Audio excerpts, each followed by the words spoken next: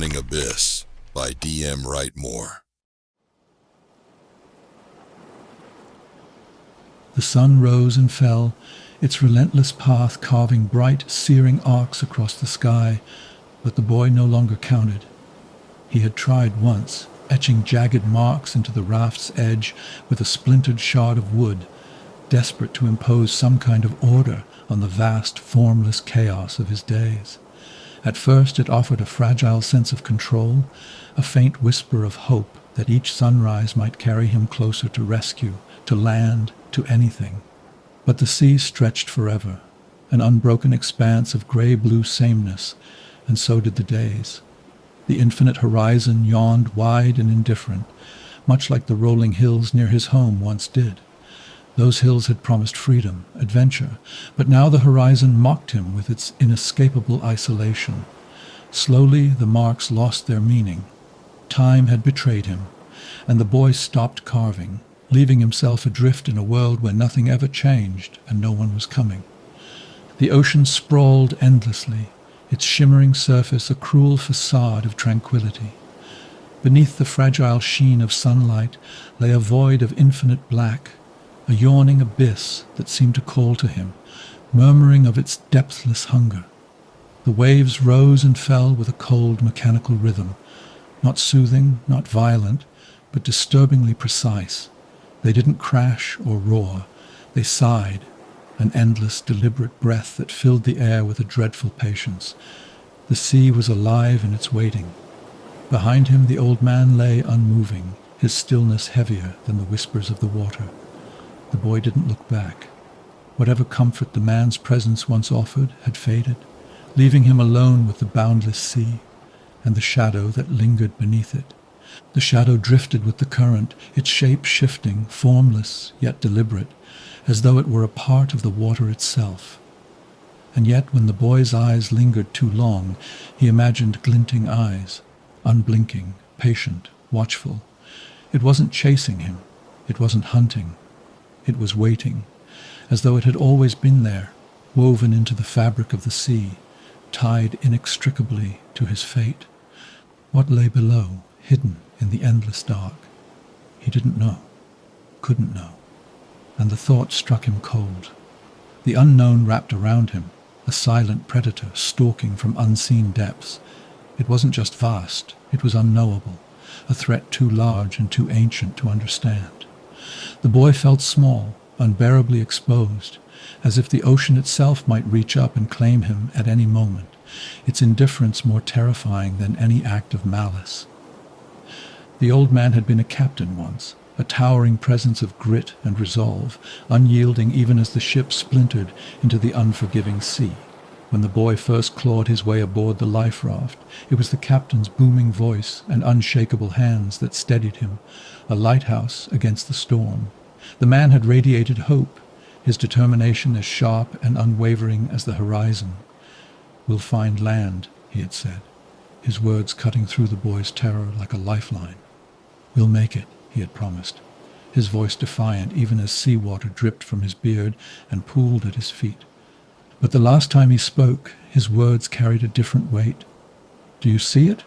the captain had whispered, his fever-bright eyes fixed on the horizon. "The water, it's waiting. It knows." The boy had grabbed his arm, shaking him as if sense could be restored with force, but the captain had only laughed, a brittle, unsettling sound, before slipping into silence. The days wore on, and the man who once shone like a beacon dimmed, his strength eroded by salt and sun. His once broad shoulders sagged, his booming commands reduced to incoherent murmurs, and his piercing gaze faded into a feverish fog. Now the boy could only watch as the captain lay slumped and lifeless, his chest rising and falling with shallow breaths. The raft felt smaller without the man's presence filling it, but what unnerved the boy more was how hollow he had become. The captain, who once fought to keep despair at bay, had succumbed to the slow, gnawing pull of the sea. The boy couldn't decide which terrified him more, the vast, shadowed unknown beneath the water, or the steady, inevitable collapse of the one person who had kept him tethered to hope. The boy curled into himself, hugging his knees as his mind drifted to a time when he had been lost before, a memory that felt as distant as another life. He could still recall the forest, its towering trees casting long, shifting shadows that swallowed him whole. Back then, panic had gripped him, sharp and immediate, as he wandered too far from home. He had called out, his small voice trembling and raw, but beneath the fear, there had been something else. Hope. He had believed someone would come, his mother, his father, someone who cared enough to search until they found him. And they had. He could still feel the warmth of his father's arms, the steady strength that had carried him back, and hear the soothing melody of his mother's voice, a lifeline that banished his fear. But here, in the infinite stretch of ocean, there were no arms to carry him, no voice to call him back. The sea offered nothing but silence and emptiness, its vastness more suffocating than any shadowed forest. The boy stared out at the endless water, and for the first time truly understood the meaning of alone. There was no one coming, no rescue waiting on the horizon. The ocean had swallowed not just his world, but his hope, leaving only the hollow ache of something lost forever.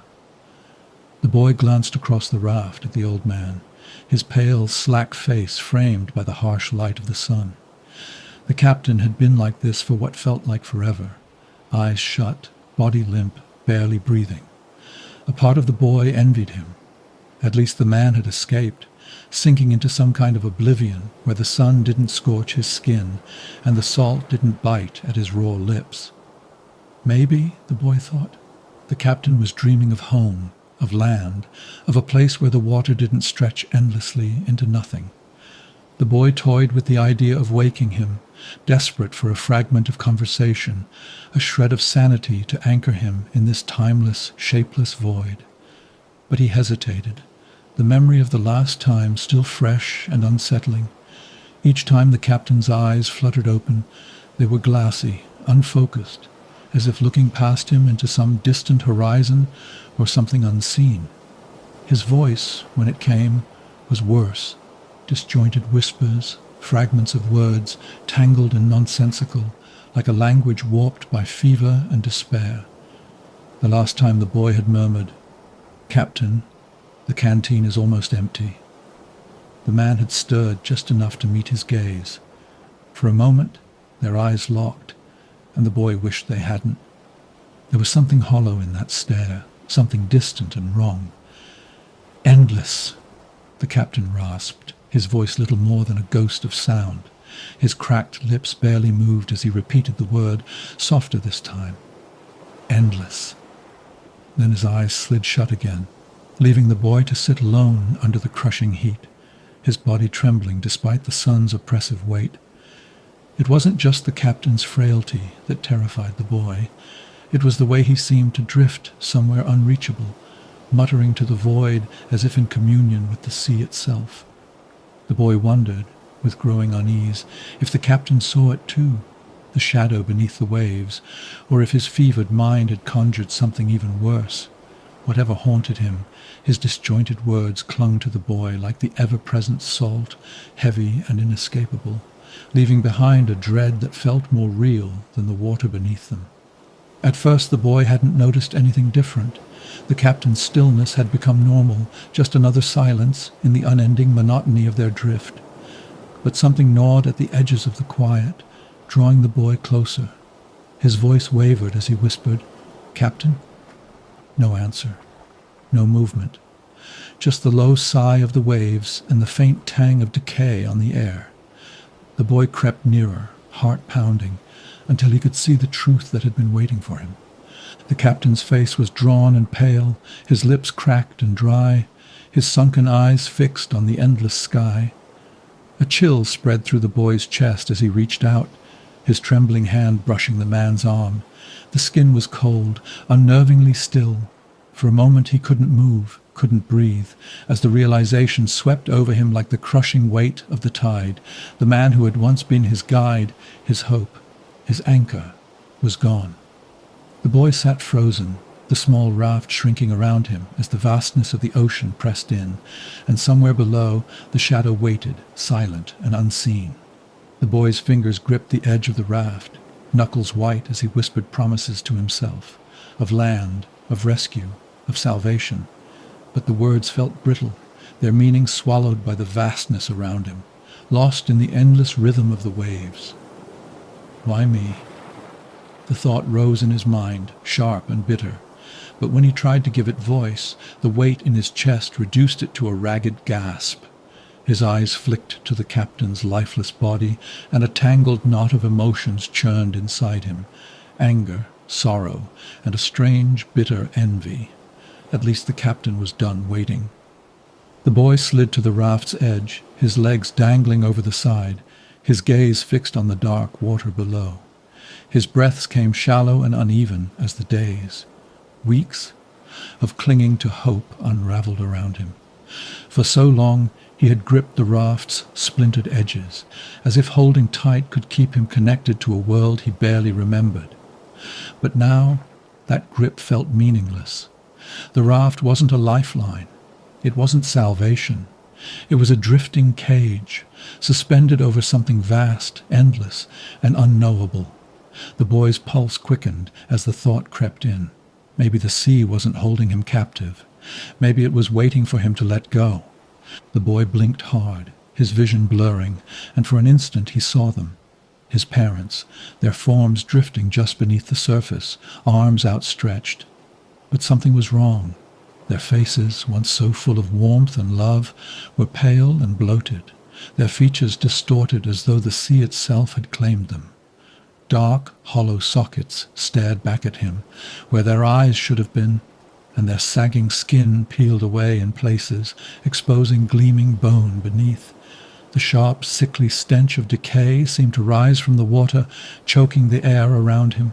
His mother's cracked blue lips moved, her voice a rasp that clawed through the stillness. "Come home?" It wasn't a mother's voice. It was wet and broken, like air forced through waterlogged lungs. The boy froze, his breath hitching as their empty gazes bore into him. He knew they weren't real, couldn't be real, but the way they swayed in the current, moving with the gentle rise and fall of the raft, made it impossible to look away. Grief and terror twisted in his chest, the weight of it unbearable. His father's hand rose slowly, the skin slipping from his fingers in ribbons as he gestured toward the boy. "Come home," his mother whispered again, the plea now bubbling with a grotesque, gurgling insistence. His hands trembled as if caught between instinct and despair, his body leaning forward against his will. His fingers hovered just above the water's surface, drawn toward theirs, toward the cold, decayed hands that seemed to promise both an end and an embrace. The boy's pulse thundered in his ears, and for one terrible moment he thought he might let himself fall. The boy blinked hard and shifted his gaze to the shadows in the water, where the shape below lingered, shifting slowly in the depths.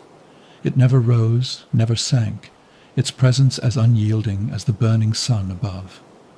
He wondered, with a strange kind of detachment, if it felt as lonely as he did. Did it drift through the endless void of the sea with the same hollow ache? Did it, too, long for something more than this infinite silence, this vast, empty world? The thought sent a chill through him, a fleeting moment of connection with something he couldn't begin to understand.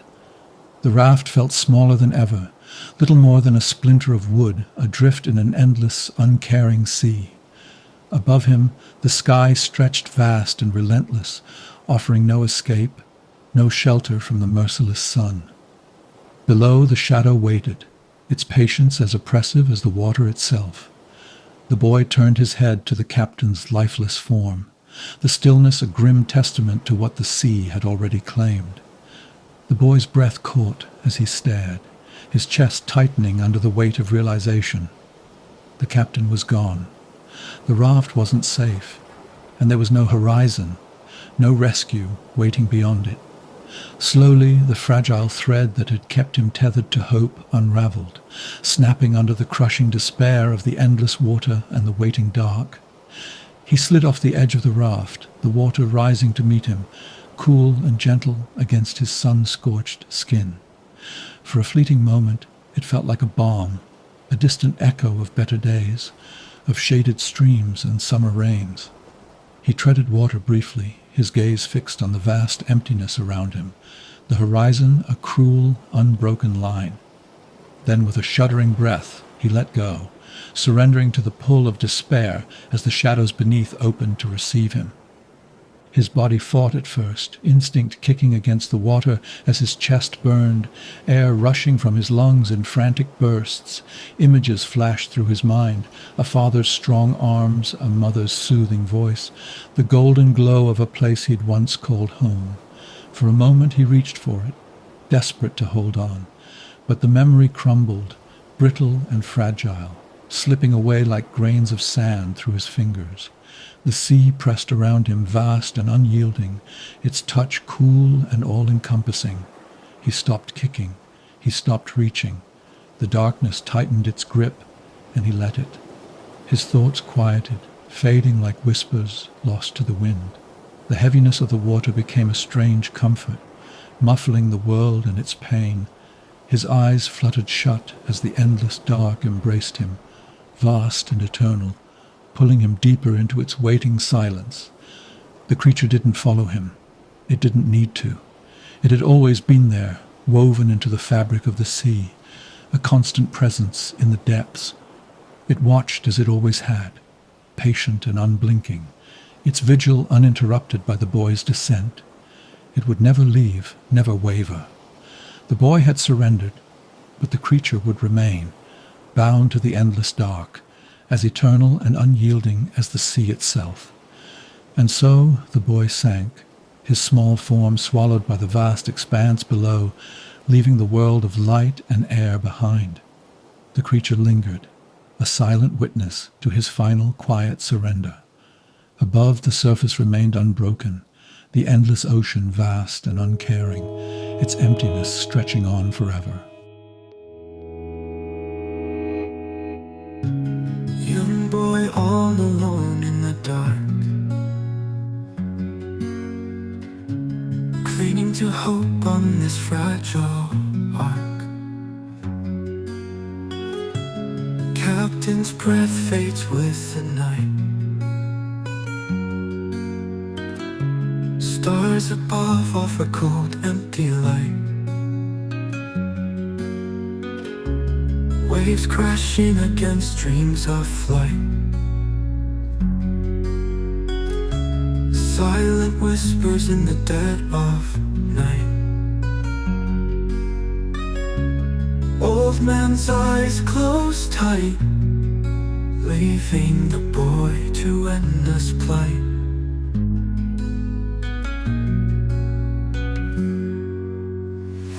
Set adrift where shadows creep, oceans deep where sorrows seep. Despair cuts through hope so thin, drowning in the waves within.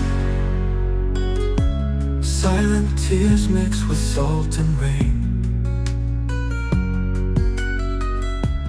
Echoes of laughter now bring pain.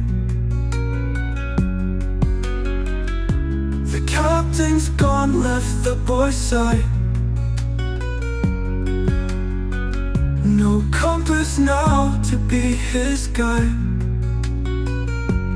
Desperate screams swallowed by the waves.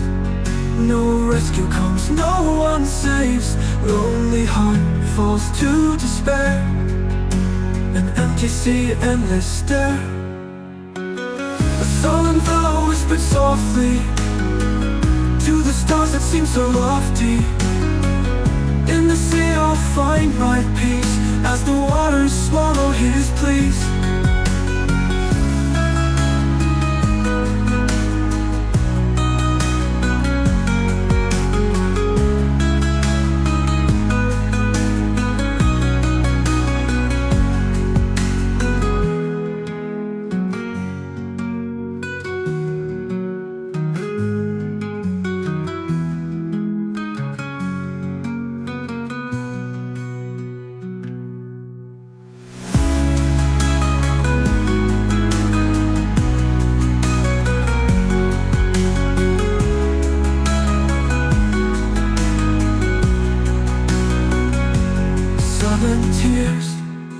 mixed with salt and rain. Echoes of laughter now bring pain. The captain's gone, left the boy's side.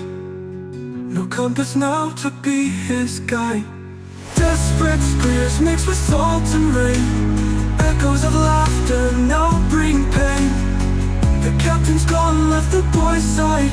No compass now to be his guide. Desperate screams swallowed by the waves. No rescue comes, no one saves. Lonely heart falls to despair. An empty sea, endless stare.